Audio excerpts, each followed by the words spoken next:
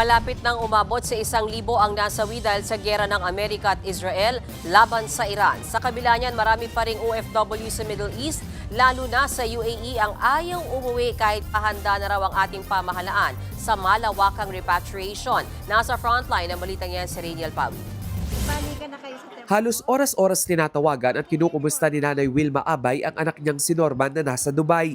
Hindi kasi mawala ang takot niya mula nang madamay ang United Arab Emirates sa sigalot ng Amerika at Israel laban sa Iran. Hello anak, kumusta kayo? Okay ba kayo dyan? Gusto niyo umuwi? Okay naman, ma. Sa ngayon, very safe po rito. Actually, since kahapon pa po yung ibang company is nagbalik ka na sa trabaho. Pero sa kabila ng takot, nag-aalalang bumalik sa Pilipinas si Norman kahit pasagot ito ng gobyerno.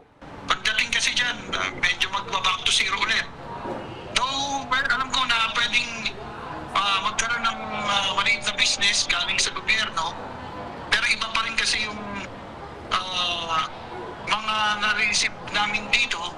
Isa lang si Norman sa mga Pilipinong hindi pa nagpaparepatriate. Sa tala ng Overseas Workers Welfare Administration o OWA, higit 500 OFW sa UAE ang nagpalista sa repatriation program.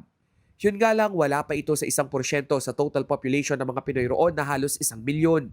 Yan ay kahit pa nagbubukas na ng ilang flights ang dalawang major airline carriers sa UAE. Certain international airlines, especially in UAE, have started resuming their flights, right? Etihad and Emirates. So we are also coordinating with these two airlines along these lines. Sa kabilang banda, aminado si Interior Secretary John Vic Remulla na malaking hamon ang malawakang repatriation ng pamahalaan. Kukulangin daw kasi ang air assets ng AFP at ng Philippine Airlines. Kaya posibleng kailanganin pa ng mga commercial maritime naval ship o ng mga chartered plane. Kinumpirma rin ni Remulla na may 11 local officials na stranded ngayon sa Dubai. The Travel Authority naman, mga vice mayors from Bulacan, parang 11 sila eh. So ngayon, stuck sila sa Dubai. Personal capacity sila pumunta. Ay nakalagay sa application nila eh, di pinayagan namin, di ba? As long as no government funds are used.